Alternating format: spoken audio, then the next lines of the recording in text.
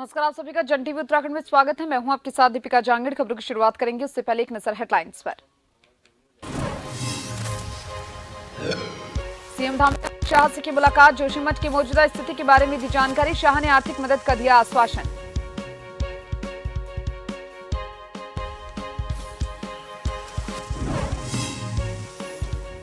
जोशीमठ में 2 और होटल खतरे की जद में, आसपास के आशियानों पर भी खतरा। प्रशासन ने लगाए रेड क्रॉस के निशान, लोगों ने किया सुरक्षित स्थान पर पलायन।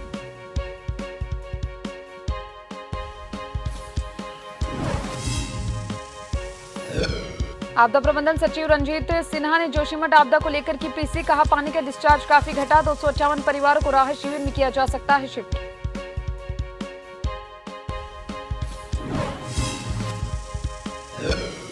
अपराध पर लगाम लगाने के लिए ई बीट पुलिसिंग की होगी शुरुआत। 6 जिलों के 71 थानों के 1500 सिपाहियों पर होगी जिम्मेदारी। कानून व्यवस्था बनाने के लिए घर घर करेंगे संवाद।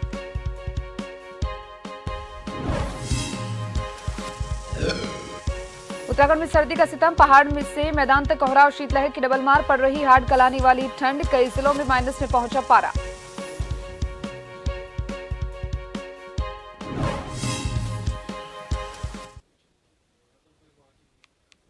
खबरें विस्तार से। मुख्यमंत्री पुष्कर सिंह धामी ने बुधवार को नई दिल्ली में केंद्रीय गृह मंत्री अमित शाह से भेंट कर उन्हें जोशीमठ क्षेत्र में हो रही भूधसाव से उत्पन्न स्थिति की विस्तृत जानकारी दी और आपदा राहत हेतु सहायता का अनुरोध किया। गृह मंत्री ने मुख्यमंत्री को आवश्यक मदद का का आश्वासन दिया। मुख्यमंत्री ने गृह मंत्री को बताया कि अभी तक क्षेत्र का 25% भूभाग भूधसाव से प्रभावित है।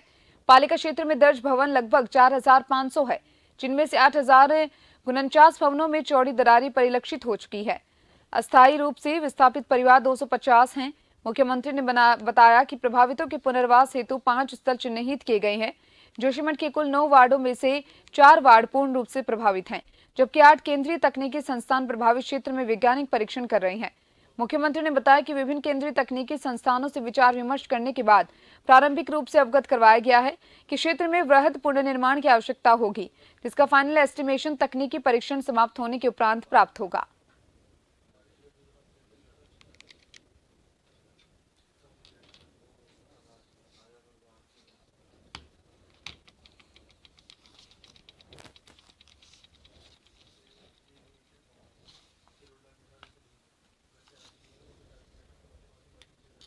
सीएम धामी ने अमित शाह से की मुलाकात, जोशीमठ में भूधसाव से उत्पन्न स्थिति की दी जानकारी।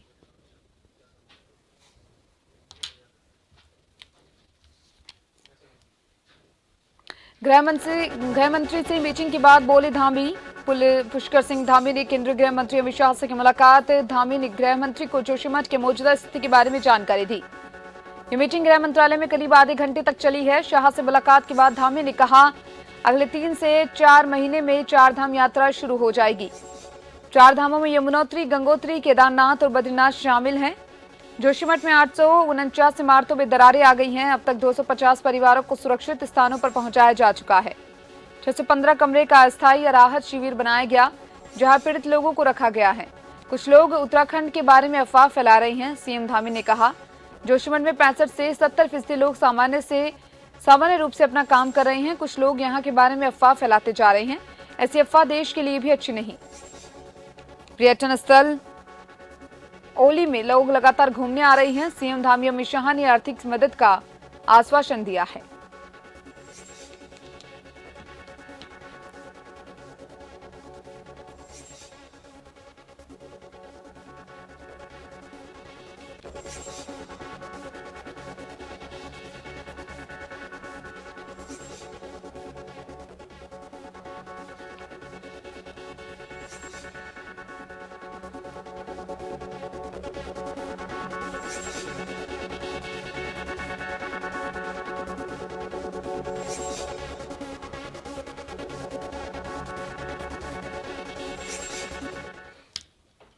जोशीमठ के सुनील वार्ड की बात करें तो यहां 3 परिवारों का आशियाना इस वक्त ऐसे मोड़ पर आ चुका है कि कभी भी इन तीनों परिवारों का आशियाना पल भर में जमींदोज हो सकता है। यहां तो आए दिन मोटी मोटी दरारें देखने को मिल रही है, जिस कारण पीड़ित परिवार ने अपना यह आशियाना छोड़ दिया है और सुरक्षित स्थानों पर चले गए हैं।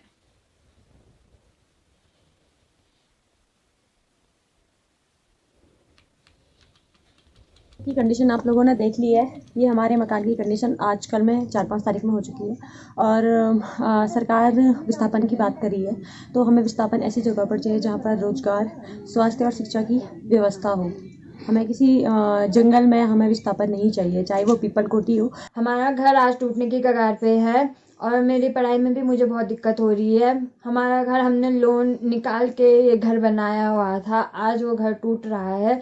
कल एक सर आए हुए थे, उन्होंने बोला कि हम मतलब ये घर तोड़ रहे, 1 हफ्ते बाद तुम ये घर खाली कर दो। हमें फिर बोल रहे हैं कि सामान भी तुम 1 हफ्ते के अंदर कहीं भी शिफ्ट कर लो, बट हमें कोई वो नहीं है, कहीं सामान रखने की कोई जगह है नहीं और ये मतलब 1 हफ्ते के अंदर अंदर खाली करने को बोल रहे हैं। ना उन्होंने हमें हमारे मकान का अमाउंट बताया, ना कुछ बताया और सीधे वो मकान तोड़ने को हमारे तैयार हो गए। अभी परेशानियां तो हमें बहुत सारी चीज़ों की हो रही है। हमारा भविष्य खतरे में है, हमारी ज़िंदगी खतरे में है। अभी आने वाले महीने में हमारे एग्ज़ाम है। एग्ज़ाम में भी बहुत सारी दिक्कतें हमें हो रही है। यहाँ पे हमारे मवेशी हैं, गाय, उनके लिए हमें यहाँ पर आना पड़ रहा है। अगर उनकी भी व्यवस्था हो जाती तो शायद हम यहाँ पर नहीं। वक्त हम लोग मौजूद हैं सुनील वार्ड में।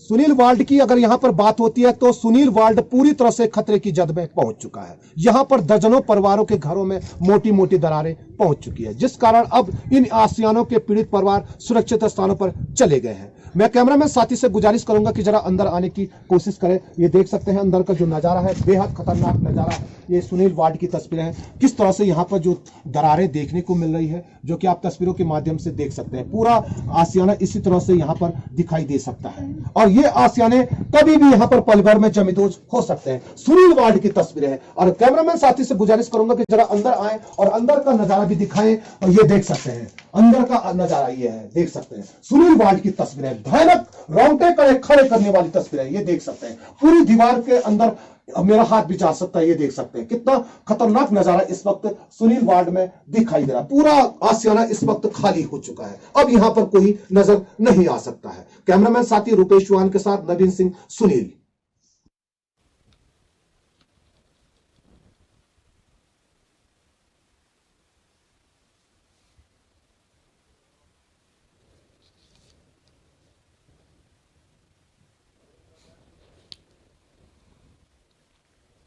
इस खबर पर ज्यादा जानकारी के लिए मेरे साथ संवाददाता नवीन भंडारी फोन लाइन पर जुड़ चुके हैं। नवीन, जोशीमठ में जमीन धंसने से पूरी व्यवस्था अस्त व्यस्त नजर आ रही है। जहां सुनील वार्ड की बात करें तो 3 परिवारों की आशाएं उजड़ते हुए दिखाई दे रही हैं। क्या कुछ पूरी जानकारी, क्या वो परिवार अभी शिफ्ट हो गए हैं किसी सुरक्षित स्थान पर? जी बिल्कुल बताना चाहूंगा कि जिस तरीके से अगर जोशीमठ की अगर यहाँ पर बात होती है तो जोशीमठ नगर में अभी भी जो भू धसाव के मामले हैं वो लगातार सामने आ रहे हैं।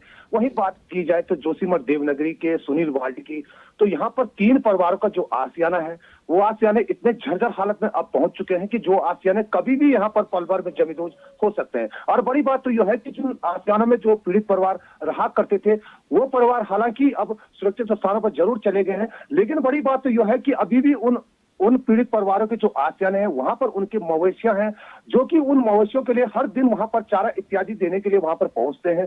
और उन पीड़ित परिवारों का अब यह कहना है कि हमारा पूरा आसियाना अब खतरे की जद में पहुंच चुका है, जिस कारण हमें कभी भी यहाँ पर खतरा हो सकता है। जी चलिए, बहुत बहुत शुक्रिया आपका तमाम जानकारी को साझा करने के लिए।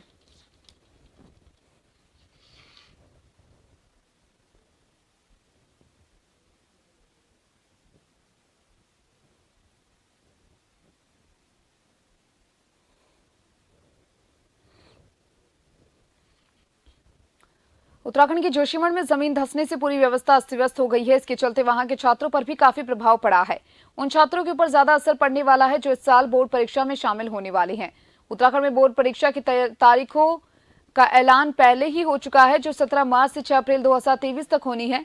इस परीक्षा के होने से पहले जोशीमठ में जमीन धंसने जैसी घटना होने से परीक्षा में शामिल होने वाले छात्रों को बड़ी परेशानी से गुजरना पड़ रहा है। वहीं उत्तराखंड के शिक्षा मंत्री धन सिंह रावत ने इसको लेकर बड़ा फैसला लिया और उन्होंने अधिकारियों को निर्देश दिए कि वह इस बार बोर्ड की परीक्षा में शामिल होने के लिए कोई समस्या नहीं हो, इसके लिए उनकी सुविधा के अनुसार किसी भी शहर में परीक्षा केंद्र चुनने का विकल्प देने का निर्देश दिया है।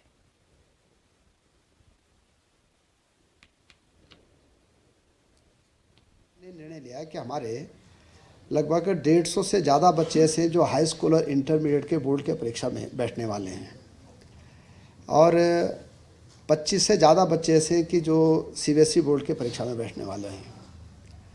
तो उनके लिए अब हमने एक ऑप्शन दे दिया है कि जहाँ भी उनका परिवार सेटल होगा, या किराए पे जाएगा या विस्थापन में जाएगा या जहाँ उनकी इच्छा होगी, वो बोर्ड की परीक्षा और CBSE बोर्ड की परीक्षा जो है जहाँ उनकी रुचि होगी वहाँ उनके पेपर कराए जाएंगे।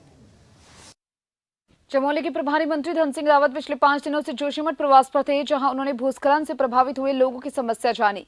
मीडिया से मुखातिब धन सिंह रावत ने कहा कि अब ऐसे कोई स्थान चिन्हित नहीं किए जा रहे जहां पर नई दरारें सामने आ रही है। उन्होंने कहा कि मुख्यमंत्री और प्रधानमंत्री खुद जोशीमठ की मॉनिटरिंग कर रहे हैं। केंद्र सरकार की 5 एजेंसियां काम कर रही है, जबकि राज्य की 3। वहीं इस मामले को लेकर कांग्रेस प्रदेश अध्यक्ष ने प्रभारी मंत्री धन सिंह रावत पर प्रहार किया। उन्होंने कहा कि यदि कांग्रेस मुख्यमंत्री आवास नहीं घेरती तो सरकार नहीं जागती। साथ ही उन्होंने कहा कि इसरो की रिपोर्ट और पिछले 2 साल पहले रोहिणी में हुई घटना को लेकर भी सरकार नहीं चेती थी।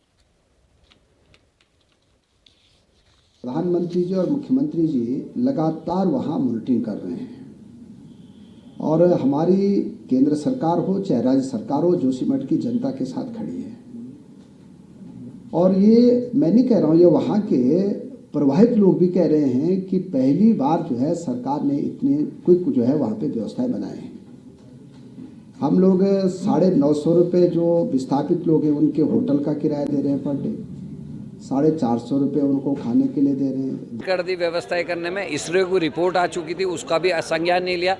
रोहिणी में जो कांड हुआ था 2 साल पहले 7 फरवरी को, उसके बाद भी सरकार नहीं चेती। और आज भी मेरे को ये कहना कि हर चीज़ में हील हुज्जत है। अगर करण मेहरा और कांग्रेस 10 तारीख को मुख्यमंत्री आवास नहीं घेरती तो जितने कार्य, चाहे वो आज एग्जाम पीछे ले जाने की बात है, चाहे लोगों की धनराशि बढ़ाने की बात है, चाहे 1 टाइम सेटलमेंट की बात है, सरकार सोई हुई थी। और जो वहाँ के तात्कालिक विधायक थे 2021 के, वो इस समय भारतीय जनता पार्टी के अध्यक्ष हैं, वो 9 तारीख को पहुँचते हैं वहाँ। तो इससे समझा जा सकता है कि स्थितियाँ क्या थी। जोशीमठ में लगातार भूदसाव के चलते अब लोग पलायन होते हुए दिखाई दे रहे हैं। आपको बता दें कि देवनगरी इस वक्त पूरी तरह से खतरे की जद में है। लगभग सारे वार्डों में मोटी मोटी दरारें पड़ चुकी हैं, जिसके चलते कई आशाएं खतरे की जद में हैं, जिस कारण अब लोग अपने घरों को छोड़ रहे हैं और साथ ही साथ कई किराएदार भी आशाएं को छोड़ रहे हैं और जोशीमठ से पलायन कर रहे हैं, जिसके चलते जोशीमठ में काफी सन्नाटा पसरा हुआ है। बस दिखाई दे रहा है तो चारों तरफ मोटी मोटी दरारें। जो दरार इस वक्त जोशीमठ के लोगों के लिए मुसीबत बनी हुई है। कई आशाएं इस वक्त पूरी तरह से खतरे की जद में है, जिस कारण देवनगरी में चारों तरफ दहशत का माहौल है। तस्वीरों में आप देख सकते हैं कि किस तरह से जोशीमठ से लोग पलायन करते हुए दिखाई दे रहे हैं। हम जा रहे हैं यहाँ से मायके की तरफ।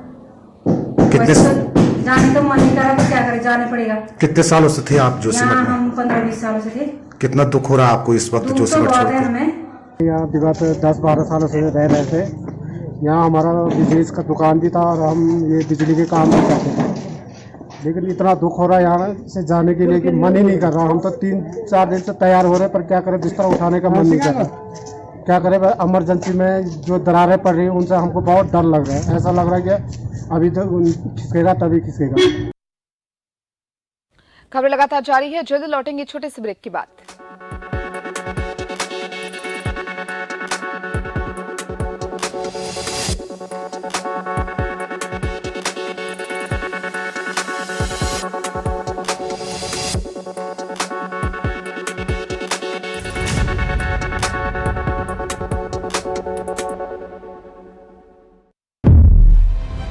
हर युवा के हाथ रोजगार होगा, जो कभी नहीं हुआ इस बार होगा।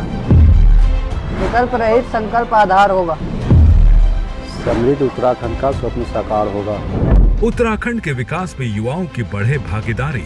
धामी सरकार की रोजगार सृजन में है पूरी तैयारी। सरकारी संस्थानों के साथ साथ प्राइवेट सेक्टर और स्वरोजगार की योजनाओं में पारदर्शी प्रक्रिया अपनाते हुए हर हाथ को रोजगार से जोड़ने के लिए धामी सरकार ने खोला नौकरियों का पिटारा।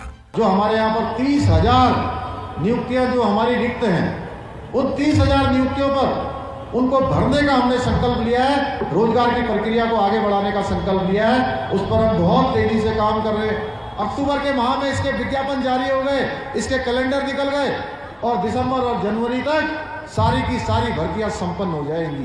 ये पहली बार इस प्रकार का निर्णय लिया गया है। रोजगार मेलों में अभ्यर्थियों को मिली नई उड़ान।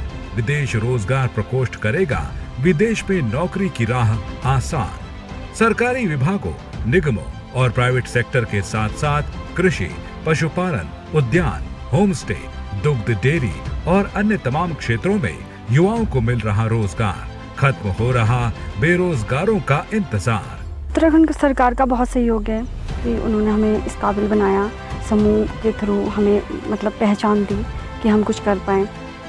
बहुत बहुत धन्यवाद। उत्तराखंड सरकार जैसे युवाओं के लिए नए रोजगार के अवसर निकाल रही है। मुझे लगता है ITI में आने के बाद मेरा जो भविष्य है वह सुरक्षित हाथों में है और मेरे को जॉब मिल ही जाएगी। 21वीं सदी के तीसरे दशक को उत्तराखंड का दशक बनाने के लिए युवाओं के हाथों को मजबूत कर रही धामी सरकार।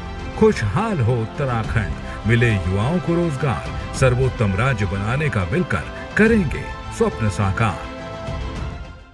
कृषि और बागवानी, सगंध पुष्प उत्पादन, जड़ी बूटियों को प्रोत्साहन, जैविक क्लस्टर और आउटलेट की स्थापना, PM सम्मान निधि से किसानों का समृद्ध हो रहा जीवन। प्रदेश में जैविक खेती की व्यापारिक संभावनाओं को बढ़ाने के साथ साथ जड़ी बूटी और सुगंधित पौध आदि के क्षेत्र में अपार संभावनाओं के द्वार खोल रही सरकार। प्राकृतिक कृषि उत्पादों की बढ़ती मांग का ज्यादा से ज्यादा मुनाफा राज्य के किसानों को मिले, इसके लिए स्टेट मिलेट मिशन संचालित किया जा रहा है। उत्तराखंड के काश्तकार पहाड़ में प्रचलित परंपरागत खेती में आधुनिक तकनीकी ज्ञान को शामिल कर भूमि की उत्पादकता के साथ फसलों का उत्पादन बढ़ा रहे हैं।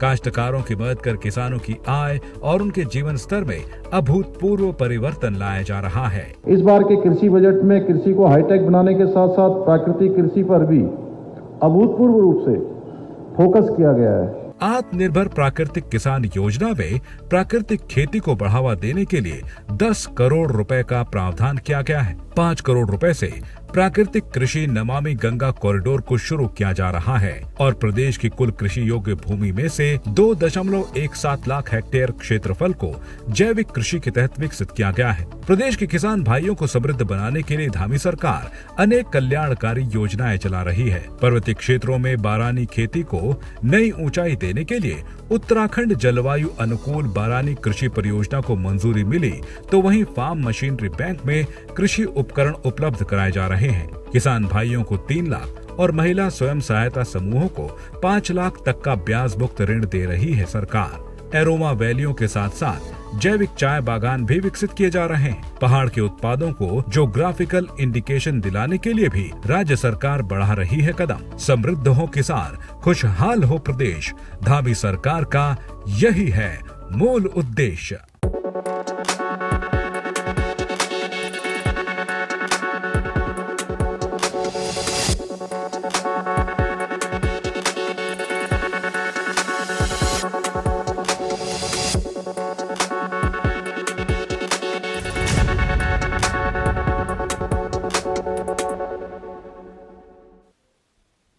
ब्रेक के बाद एक बार फिर से आप सभी का स्वागत है। आपदा से पूरे जोशीमठ की अगर बात करें तो लगातार हड़कंप मचा हुआ है और इसी भी जोशीमठ के सुनील वार्ड RP गेट की बात करें तो यहाँ दो लग्जरी होटल भी खतरे की जद में है। साथ में होटल के पीछे से कई परिवारों की आशाएं भी पूरी तरह से खतरे की जद में है। होटलों से लेकर होटल के पीछे से रहने वाले पीड़ित परिवारों के आशाएं में रेड क्रॉस के निशान भी लग चुके हैं। हालांकि होटल को खाली करने की कार्रवाई आजकल होटल मालिक कर रहे हैं और वही होटल के पीछे से रहने वाली परिवारों के आशाएं के लोग भी सुरक्षित स्थानों पर चले गए हैं। अब इस जगह पर काफी सन्नाटा पसर चुका है।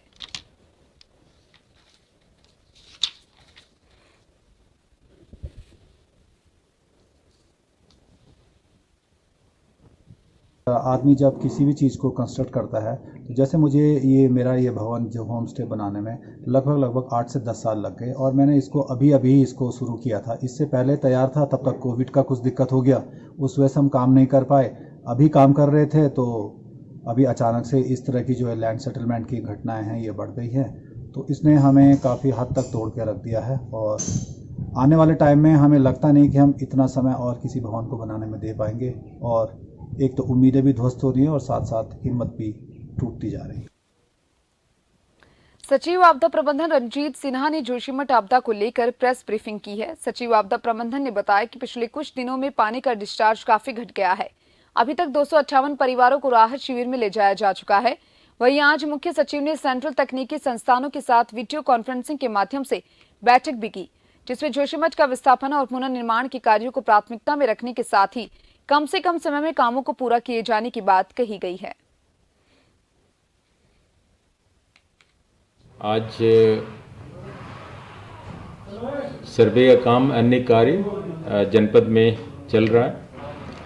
एक जो महत्वपूर्ण सूचना है वो ये है कि पानी की धारा जो डिस्चार्ज है वो 123 LPM से 100 LPM हो गया है, और ओवरऑल देखें तो 540 LPM से 100 LPM हो गया। तो एक गुड न्यूज़ है।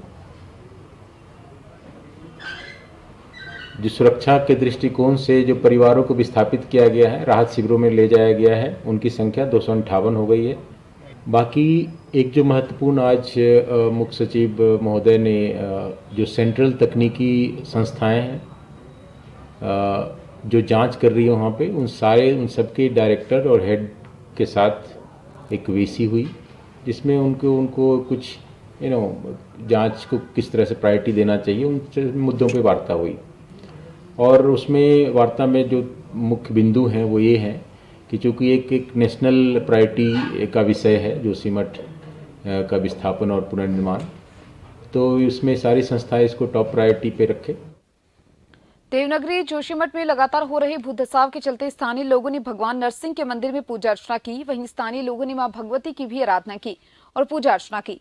बड़ी बात तो यह है कि जोशीमठ के शंकराचार्य स्वामी अभिमुक्तेश्वरानंद सरस्वती महाराज के सानिध्य में भगवान नरसिंह मंदिर में भव्य महायज्ञ का आयोजन किया गया, जिस दौरान कई पंडित और विद्वान भी इस महायज्ञ में शामिल हुए।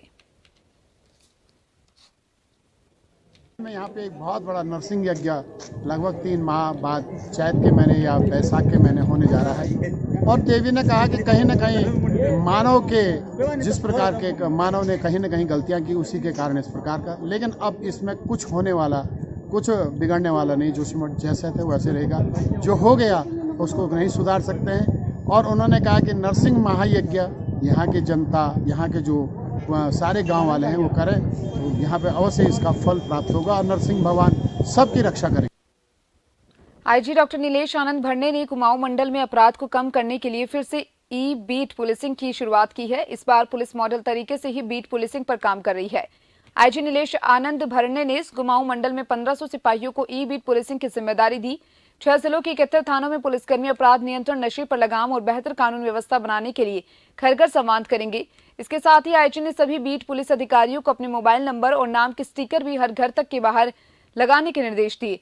आईजी नीलेश आनंद भरने ने कहा कि अब छोटी से छोटी समस्या पर भी पुलिस लोगों की मदद करेगी, जिसके लिए ई-बीट पुलिसिंग की शुरुआत की जा रही है।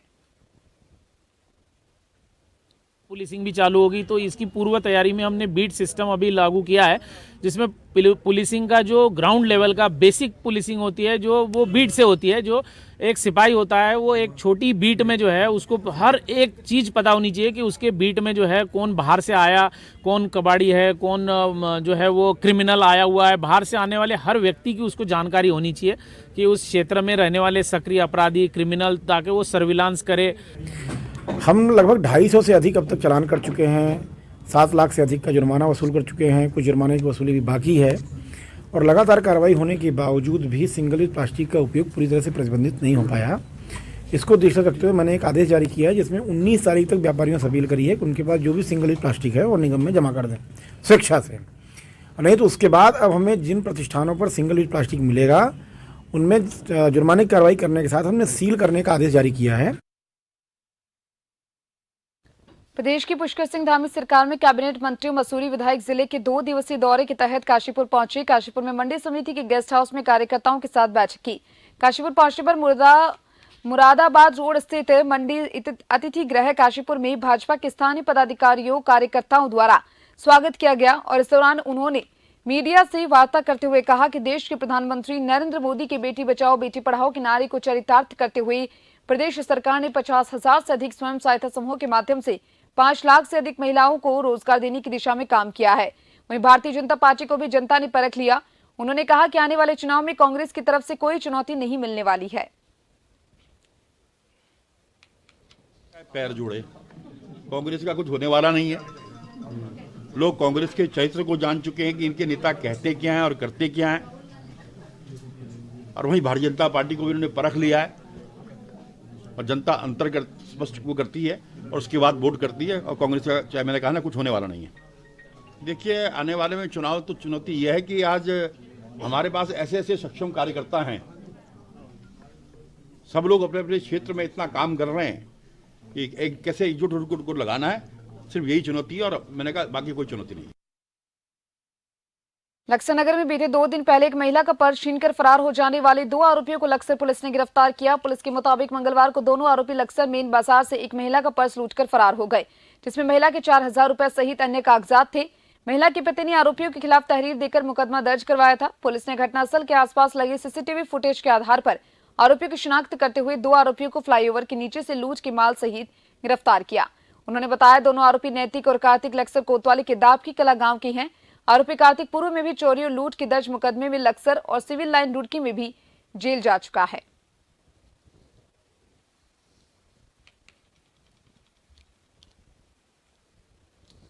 और इन सभी खबरों के साथ फिलहाल के लिए इस बुलेटिन में इतना ही। आप बने रहिए जन टीवी के साथ। नमस्कार।